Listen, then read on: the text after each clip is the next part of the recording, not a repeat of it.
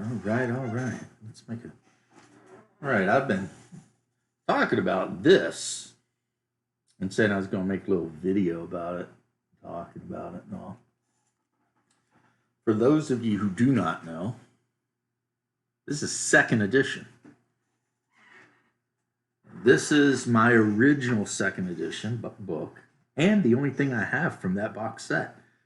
I wish I still had those Gretchens and those Space Marines, and the orcs were kind of goofy. I like the new ones, but the Gretchens kind of had a style about them, you know. This is when 40K become or started becoming 40K. Rogue Trader, it wasn't really 40K. It was an entirely different animal. Like in Rogue Trader, because you could equip each figure in your army, whether they were orcs, marines, whatever, it was much more like a skirmish game because you could give your marine. There's a whole list of weapons a marine could have. They could have an underslung grenade launcher on their bolter or whatever. There was like 5 or 6 different power fields. Not really 5 or 6, but there was definitely power fields, void shields, refractor fields, concussion fields. Anyway, the point was in Rogue Trader when you built your little army,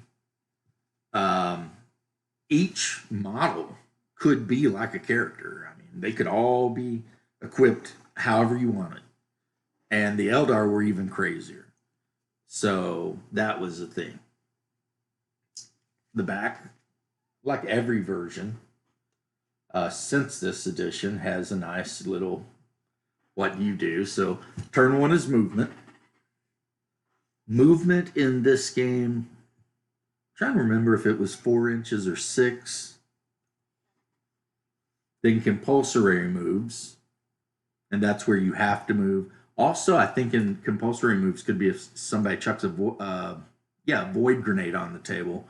You had to roll at the beginning of each turn to see if it stayed on the table or if it went away. And then you had to roll, possibly in the compulsory movements phase, to see which direction it would go. Move chargers. Okay, so you move chargers and then remaining moves. Chargers move double terrain. No movement penalty is applied for light terrain, such as woods or shallow slopes. Difficult terrain is at half speed, and this is steep, treacherous slopes, thick forests, streams, and marshes. Very difficult terrain at a quarter move, and this is swamps, fast flowing rivers, and then obstacles. There's no penalty for moving over low obstacles, such as boulders or low walls, as long as they are not more than an inch in height. Then in shooting phase, you would find out what your ballistic skill was, and it would tell you what you needed, which didn't change. Space Marines ballistic skills 4, they needed 3. However, there were a ton of modifiers in this version, like if you try to shoot at a vehicle moving fast, -1. Shooting a rapid fire target, or no, shooting a rapidly moving target, 10 to 20 inches, -1. If the target's behind soft cover, -1. Target behind hard cover, -2. So it didn't affect saves back then. It affected to hit. If the target is moving very rapidly, 20 inches or more in their turn, -2. And you could shoot in Overwatch, but shooting in Overwatch gave you a -1 hit. And then, of course, you had your scatter. That hasn't changed. Damage chart was exactly the same as it is now. You compared strength to target's toughness, and that gave you the number you needed to wound. And the basic was, if they're the same, it's a 4, and then it goes up or down. I think this one is a little bit maybe more deadly. And then saving throw depended on the armor you were wearing, but there were a ton of modifiers. The 2 armor types they give here is flak armor and power armor, and flak armor needed a 6 on a die 6. Power armor, of course, was a 3. Weapons. here's your combat procedures. Hand-to-hand combat, there was a whole thing too. You do attack dice, and there were things that could happen like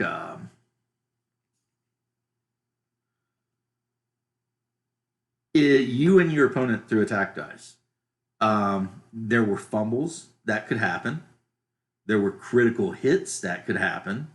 You got a bonus if you charged. You got a bonus if you were fighting from a higher position. You got a penalty if you were encumbered. So a Space Marine carrying a heavy weapon counted as being encumbered, and they actually got a penalty in hand-to-hand combat. You got a penalty if you're fighting over obstacles. So you made all of these rolls. You determined who the winner was, and then you threw for damage, and then saving throws. There were special actions like your model could run, which allowed it to move at double rate. But you could not run if there was an enemy within 8 inches of you. I don't know if that changed. Overwatch was a thing. Hiding. At the end of the movement phase, troops can elect to hide if they are in cover or behind an obstacle which conceals them from view. You had breaking and rallying. There's nothing there. The selected weapons table. We'll just read a couple of this so you can see, maybe some differences. The bolt gun was a 12-24 range.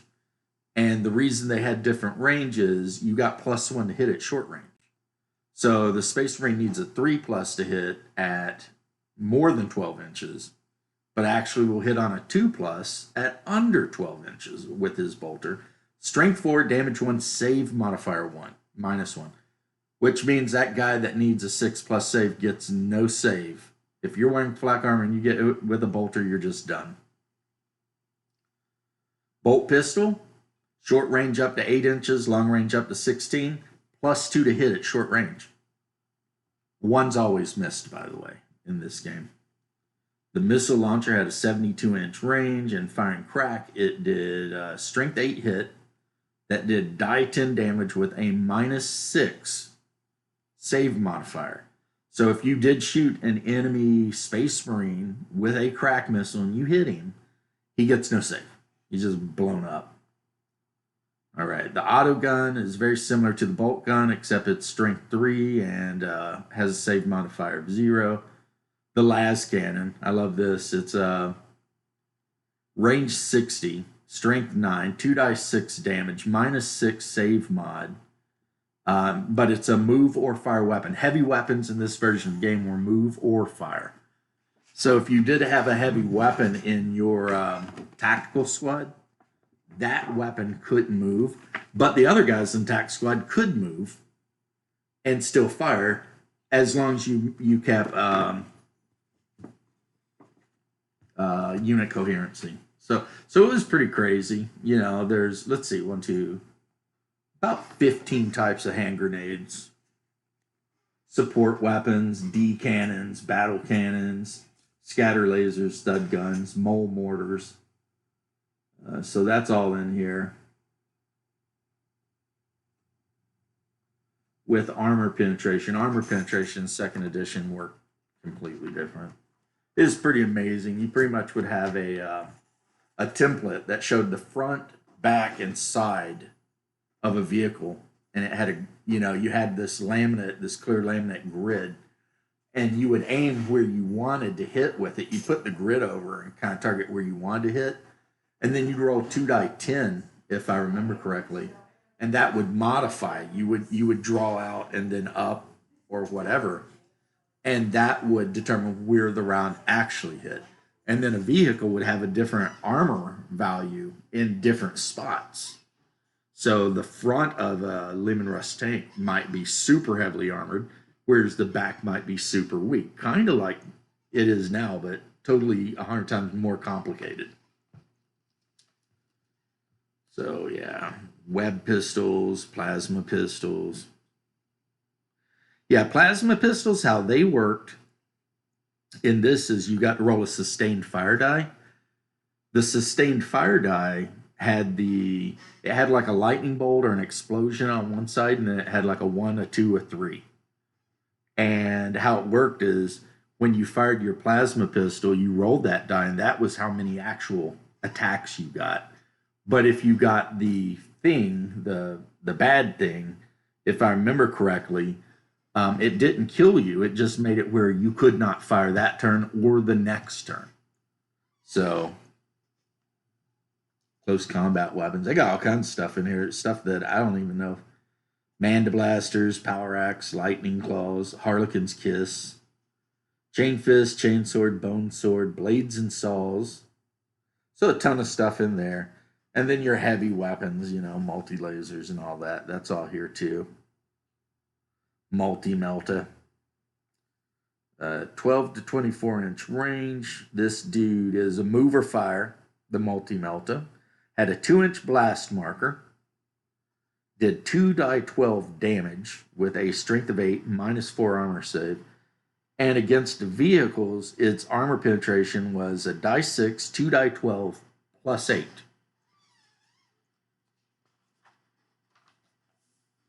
All right. Of course, you had that old art that we've all seen this though, because Games Workshop just keeps reselling us the same art. Only the insane have strength enough to prosper. Only those who prosper may truly judge what is insane or what is sane. We've got rules for hand-to-hand combat in buildings, doors, and the armor value of doors in case you want to kick one in or, you know. From every culvert and gutter erupted the scum of 1,000 generations in the breeding. A great swarm of evil and destruction and darkness consumed the city of Galaspar. And I guess these are supposed to be maybe chaos cultists. Again, that's probably been reprinted 100 times. Old school pictures of the Marines. So the orcs had the orc battle wagon in this edition. The number of people it could carry was basically however many you could fit on it. But when you moved it, you had to slide it across the table, and if any fell off, they died. I mean, it's kind of a crazy, funny rule. Terminator armor had a 2+ save on 2 die 6, which meant the only way to kill a Terminator with a bolt rifle in this version of the game would be for the person controlling that Terminator to roll snake eyes. That seems like a lot until, you know, you get whacked with a las cannon. It just insta-kills them right off the bat. Vehicle armor. Yeah. Blast markers. A lot of cool art. You know. This is... that template thing. That might have been the Rogue Trader, how you did vehicles. Because this is a vehicle template right there. And it lists the weapons and it lists the armor value that they have on each position. So it looks like a Land Raider has an armor value of 12 on the front. Not 12, 22. So even a Meltagun's going to have an issue with that thing. Psychers and their mastery levels. Psionics in this version of the game worked like fantasy. Very similar to fantasy. You had different spells, and well, I guess the way they work now, you roll your die, and you have to beat a target number for it to work. This only gives you the very basics. Then, of course, here we have some old school banners. Right? There's your Ultramarines. Let's go the right way. Blood Angels and Space Wolves in the middle.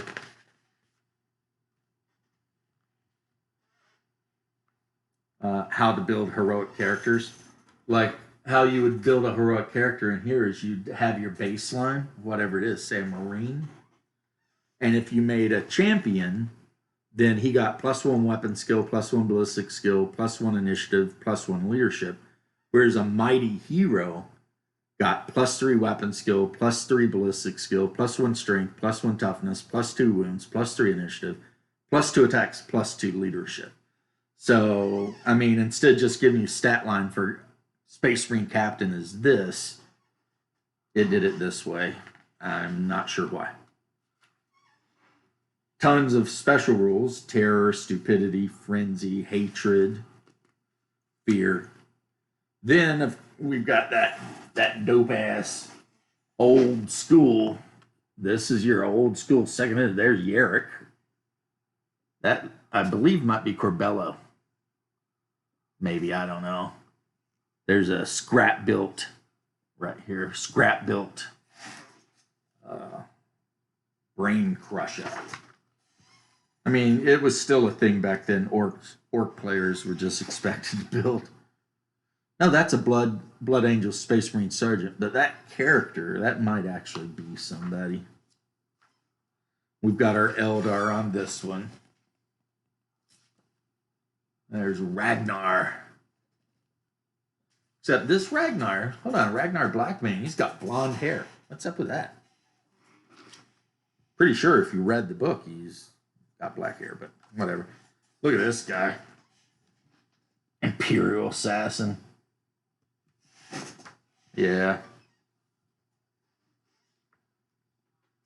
Gretchen. Elder Guardians with, I don't know what weapons those are. Oh, they're las guns. Yeah. There was a period where Elder Guardians did not come equipped with shuriken catapults. They actually come equipped with las guns. And I guess you could upgrade them or something. Oh man, I remember having a couple of these. Man, look how dumb those look. And I'm a person that loves nostalgia, but even I'm like, oh, oh yeah, look at those beauties. No. Space Marine Dreadnought. Really?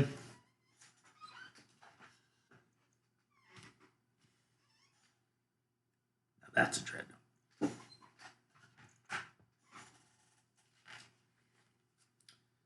Yeah, of course we got our squats. Because they were in before whatever.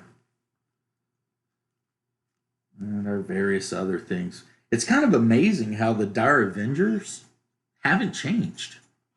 Like if you look here, these howling banshees. I know my camera kind of sucks, but they haven't changed. The man, the myth, the legend. There he is, boys and girls. That's Gazcol. The original Gazcol. And Makari. I had that. And I gave it away. Or no, I traded away to a guy named Vito. I mean, who played orcs? I mean, you've got that Gazcol, where you have this Gazcol. You slap this joker on the table, and it's brown trousers time. At least in my opinion. I don't know. He might suck. I haven't used him yet. It is amazing how the Eldar figures in this really haven't changed. Like the Wraith Lords, and well, they called them Dreadnoughts back then. They have changed, but the actual Aspect Warriors, the Swooping Hawks and stuff, are, I guess, perfection. They never felt the need to change. And then we've all seen this art, but there it is again. Pontifex Maximus. I'm holding the book upside down. So yeah, basically, what I told you, those are the major changes in the game. And it did make the game completely different. Plus, the armies tended to be much smaller. Your typical battle might be maybe 20 Space Marines, you know. You didn't have huge battles. You didn't have people showing up on the table with squads of Space Marines and rhinos and all this sort of thing. You might have one or two vehicles on the table back then. I guess unless you were playing like a really big. Here's a picture of Leman Russ. So that's what Russ is supposed to look like. At least that's what he looked like in this picture. Yeah, I mean, things haven't changed that much. Honestly, I think it's gotten much better in a lot of ways. A lot of ways, it's gotten much better. Uh, if my buddy, well, my brother too, that is a picture of the Dark Angels. If you look on the one side, you can see it. Is that Dark Angel or is that? You double check though and make sure. That could be Death Company too. You have to remember though that during this edition, Dark Angels wore black armor. It was before they switched over to green. I'm wondering if the green, maybe that was third edition or during second edition, possibly. But your original Dark Angels chapter, they wore black. In Rogue Trader, they actually had a all of the basic chapters without, the traders and the ones that have been deleted from history, and the Dark Angels were wearing black. But then again, well, here is a Dark Angel captain, except he is wearing metallic jade with a gold helmet. So that's a very interesting paint scheme. It is a little bit more free for all back then, I guess. Space Marine captains, but they don't say what chapter they are. There's a scout, and it's black, but it has green highlights. That's weird looking. Anyway, so this is cool. I mean, it's an artifact from the past. I wouldn't want to play it. I'll tell you that right now. I mean, as compared to like a more recent edition, I would never. Like if somebody was like, "Hey, you want to play a game and we could play second edition or we could play 8th or 9th." Well, 9th is out now. I would 100% rather play 9th. This game was much more complicated in a lot of ways, and there was a lot of stuff that didn't make a lot of sense.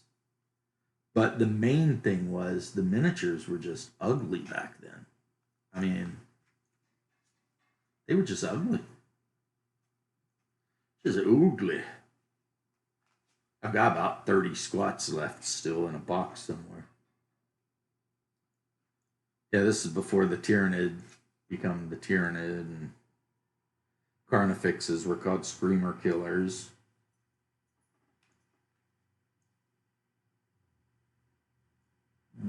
Yeah, so I'll cut that off. A lot of people, nostalgia is a thing. And in role playing games, a lot of times, nostalgia actually can be correct. A lot of times in a role playing game, you might be playing the latest edition of whatever you're playing. And man, I kind of remember this other edition doing this better or that better. And in my opinion, that's fair analysis a lot of times because it's such a role playing games are so personal. I play old school essentials because I love that style of Dungeons and Dragons, that the Moldvay BX basic set with a little bit of advanced Dungeons and Dragons thrown in. But war games, I don't think they work the same. So, long story short, there was your little view of my second edition rulebook, and it really wasn't that good. We thought it was, but it really wasn't. That was one of the things being a young dude and getting into 40K back then is every edition was so much better than the previous one for a long time. But somewhere about fifth or sixth, it kind of stopped being that way a little bit. They started making some issues. I won't have an opinion about 9th edition until I play about 10 games. Right now it looks good, and it definitely looks better than 8th edition. But if I remember, I think the edition I had the most fun playing, and this would be a COC Kissimmee when Mike West was there. I think that might have been 4th or 5th edition. Man, that was a good edition. Anyway, that's that. So I'm going to go ahead and cut this off.